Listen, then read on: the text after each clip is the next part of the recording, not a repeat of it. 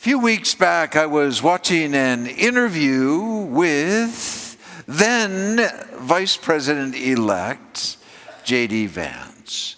And the interviewer was asking Vice President Vance spiritual questions.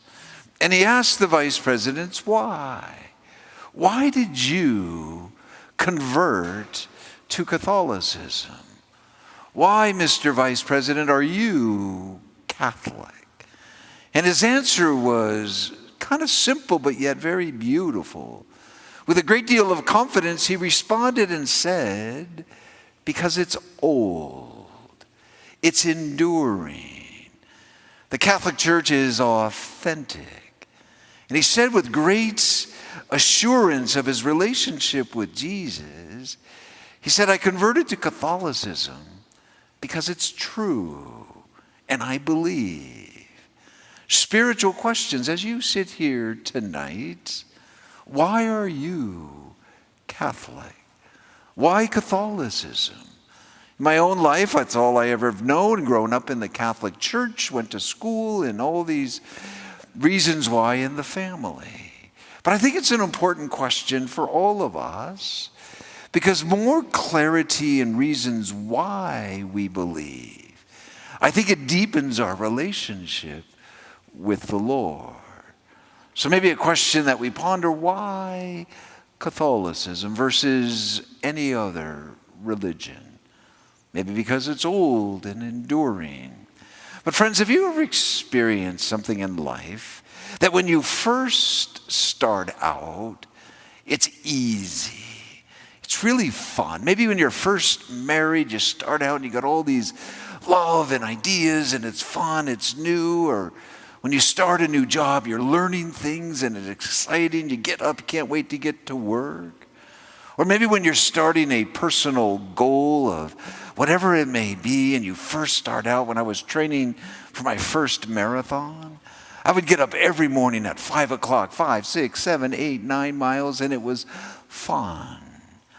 But then as you progress, mile 21 and 22, not so easy, a little more difficult. And sometimes in life when we start out and we have all these great reasons, but then life happens. Some things get in the way, and that zeal and that spark and that fire, maybe we tend to drift apart. I remember very vividly when I was first ordained a priest. I was out of the seminary. I was so excited, on my way to be the Pope. It was really exciting. But I had all this zeal, and everything was new, and it was exciting. But then after a few years, I hit the wall. I stopped praying as much. My living situation wasn't as ideal. I didn't get really house. I had nothing in common with the other priests. My prayer life started to drift. And then I slipped into this real sense of dark night of the soul, where nothing really made sense. And there was a period there where it was intensely lonely. And so I went to my spiritual director, who was very wise and long time a priest, and I was telling him all these feelings.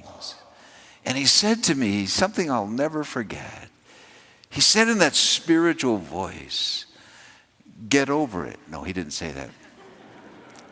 But he said, Steve, when you lose your way, then you lose your why. When you lose your way in life, you begin to lose your why in life. And I really took that to prayer because I lost my way for a short while. And I lost why I became a priest. And once that reawakening, and I'm sure in your own life, we all feel those feelings of maybe losing or slipping away, or that spark isn't there. Maybe we've lost our way. And Jesus is saying, when you lose your way, you lose your why. Why did I get married? Why did I choose this job? Why am I Catholic? Why do I believe in Jesus? Our first reading from the book of the prophet Nehemiah. The Israelites, chosen people by God, then all of a sudden they came in and they destroyed everything they had. Their churches, their homes, and they were fleeing in fear, and they were wandering, and they were all alone. God, where are you? And for 70 years they wandered in the desert.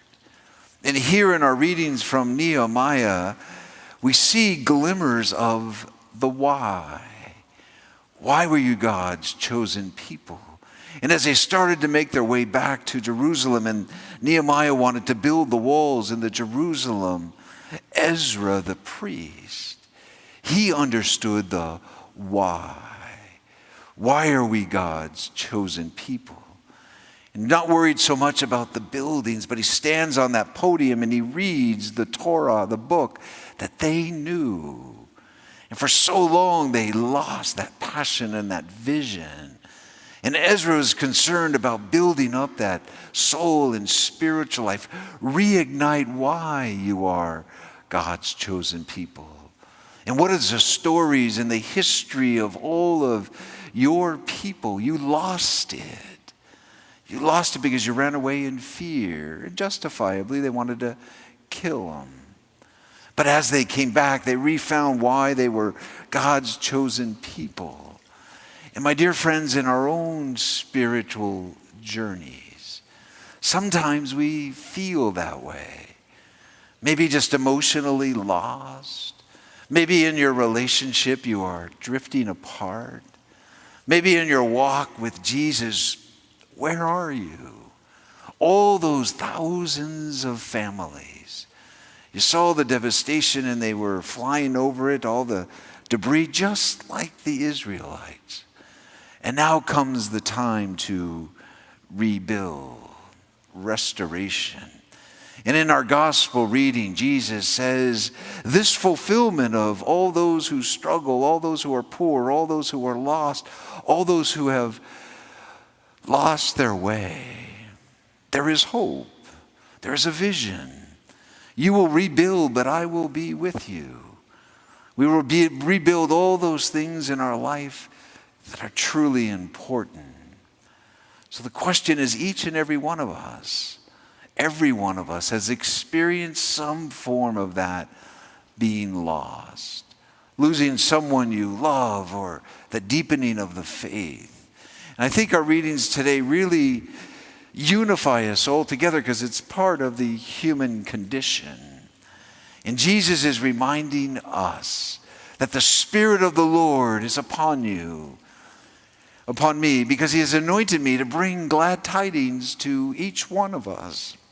Liberty to all the captives, and so you can see, let the blind go free, the oppressed go free, let the blind see. That right now is a year acceptable to the Lord. Rolling up the scroll, he said, this passage is fulfilled in your midst. Friends, I think that's the why we believe in Jesus. The why we believe in this beautiful Catholic faith and tradition. We can never lose sight of that beautiful, amazing gift that God gives to us. When I'm here at the altar and I take the water, I say, by a mingling of this water and wine, may we come to share in the divinity of Christ. In the divinity of Christ, who humbled himself to share in our humanity. That moment right there, I think really does give us hope. And so, my dear friends, tonight, we want to pray for all those who have suffered so much loss, maybe feeling like, where is God?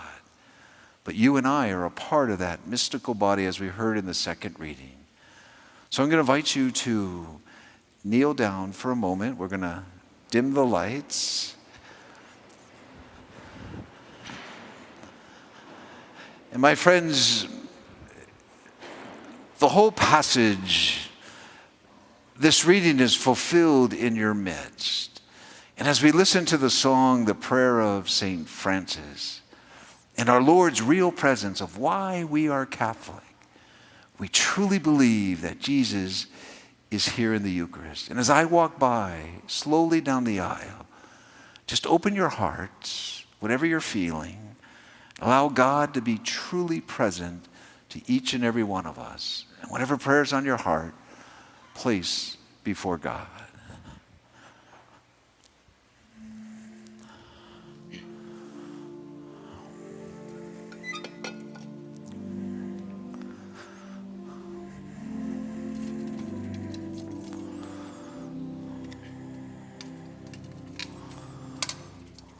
Make me a channel of your peace. Where there is hatred, let me bring your love. Where there is injury or pardon, Lord, and where there's doubt, true faith in you. Make me a channel of your peace. Where there's despair in life, let me bring hope. Where there is darkness, only light. And where there's sadness, ever joy. Oh, Master, grant that I may never seek so much to be consoled as to console,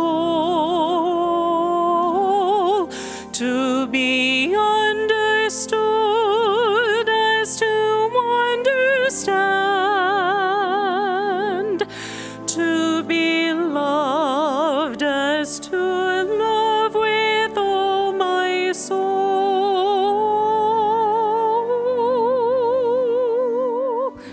Make me a channel